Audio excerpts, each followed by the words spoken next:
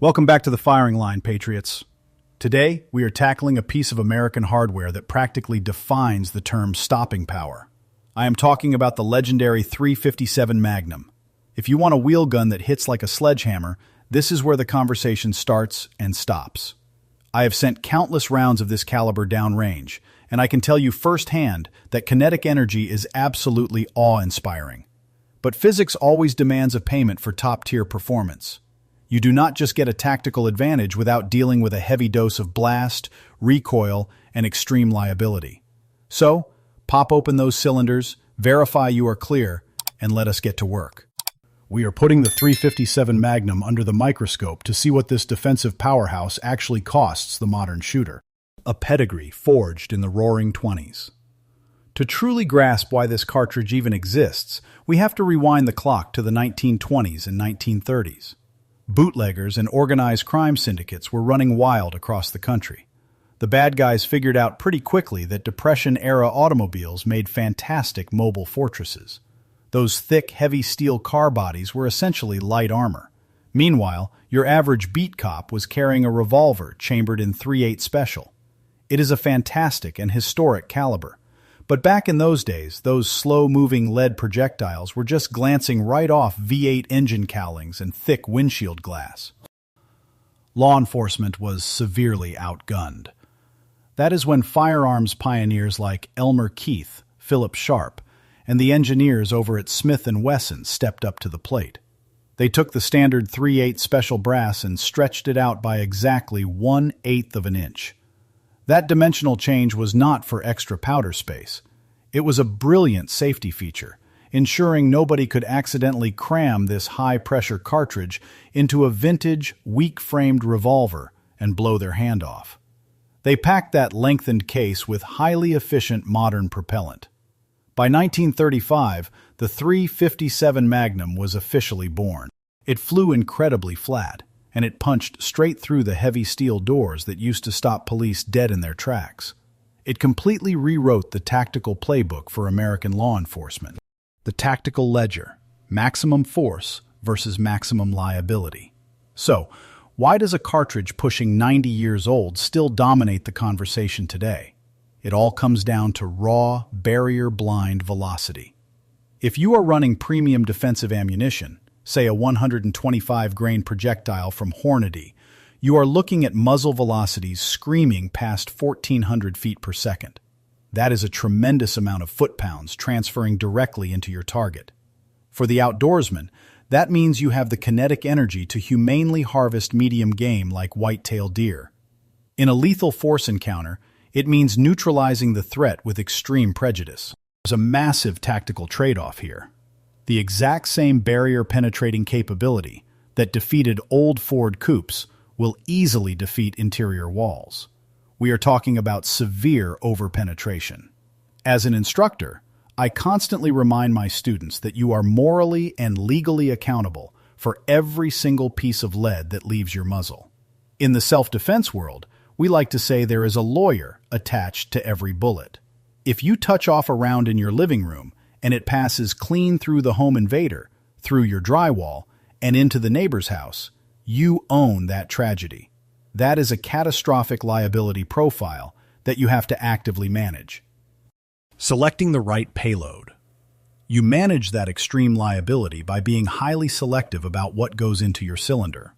The .357 Magnum is heavily dependent on ammunition selection.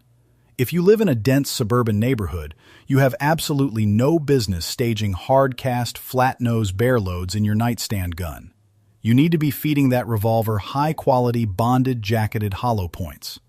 Modern hollow points are specifically engineered to blossom open like a parachute the microsecond they encounter soft tissue. Rapid expansion acts like a braking system, dumping all that kinetic energy exactly where it belongs and keeping the projectile inside the primary threat.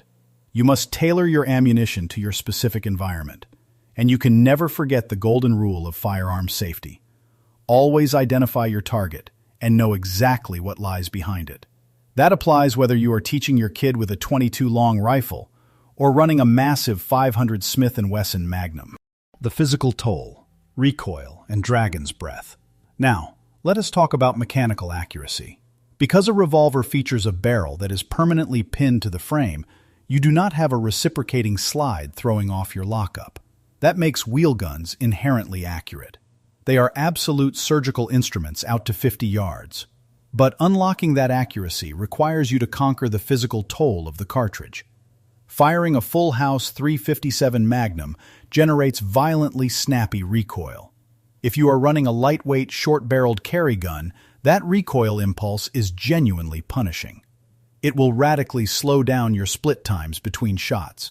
More importantly, it can induce a massive flinch in newer shooters, causing them to drive the muzzle into the dirt before the hammer even drops. Then, there is the muzzle blast. Touching off a Magnum round in a dark hallway produces a fireball that looks like a dragon's breath. It will instantly wash out your natural night vision in a critical, low-light defensive scenario. And the concussion? If you fire this inside a confined space without electronic hearing protection, the auditory damage is immediate, severe, and permanent. It is a remarkably concussive cartridge. Taming the platform through caliber versatility. So, how do you harness this legendary power without punishing your joints and your eardrums? This is where the absolute genius of the Magnum revolver platform comes into play. Any wheel gun stamped for .357 Magnum is inherently designed to safely chamber and fire .38 special ammunition. The projectiles are the exact same diameter, but the .38 special case is shorter and operates at significantly lower chamber pressures. When you run .38 special, the recoil becomes incredibly manageable, and the muzzle blast all but disappears. It is essentially a built-in training mode, range perfecting your grip geometry, sight alignment, and trigger press using soft-shooting .38 special. Once your fundamentals are locked into your muscle memory, you swap over to your premium .357 Magnum hollow points for everyday carry. You get the training reps without developing a flinch. And speaking of the range, you must protect your hearing. Use quality plugs, put electronic muffs over them, and whenever possible, train at an outdoor facility. Indoor concrete bays will bounce that Magnum concussion right back into your teeth. The final tally: logistics and cost. From a logistical standpoint, the versatility of this platform is unmatched. You are effectively getting two distinct firearms for the price of one. You control the capability of the gun entirely through your ammo selection. Want to teach a beginner the ropes on a Sunday afternoon? Load up the .38 special. Heading into grizzly country and need maximum penetration? Drop in those heavy .357 hard-cast rounds. It is also surprisingly kind to your bank account. Let us be real, keeping our magazines and cylinders topped off is not getting any cheaper. .357 Magnum defensive loads sit comfortably in the middle of the pricing spectrum. It is pricier than standard 9mm, but it will not bleed you dry like feeding a .44 Magnum. Because you can handle the vast majority of your live fire training with highly affordable .38 special bulk packs, the overall cost to run this platform is incredibly reasonable. Plus, you can walk into virtually any hardware store or bait shop in the country and find boxes of both calibers sitting right on the shelf. The verdict on the firing line. So, what is the ultimate takeaway for the defensive-minded citizen? The .357 Magnum is a high-level professional tool. It delivers uncompromising, fight-stopping energy, but it requires a disciplined operator who understands the necessity of modern hollow points to mitigate overpenetration. While the blast and recoil can be intimidating right out of the gate, the ability to train with .38 special makes it an outstanding platform to grow with.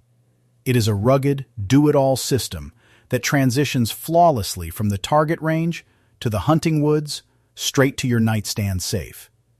But it demands your focus. Select the proper payload and put in the dry fire reps to master that heavy double-action trigger. When you put in the work and treat it with the respect it commands, the .357 Magnum remains one of the most capable personal defense tools ever engineered. Thank you for spending some time on the range with us today. If this deep dive gave you some solid tactical perspective, do me a favor. Smash that like button, subscribe to the channel so you do not miss our next breakdown, and drop a comment below letting me know what wheel gun you are currently trusting your life to. Train hard, stay situationally aware, and keep your powder dry.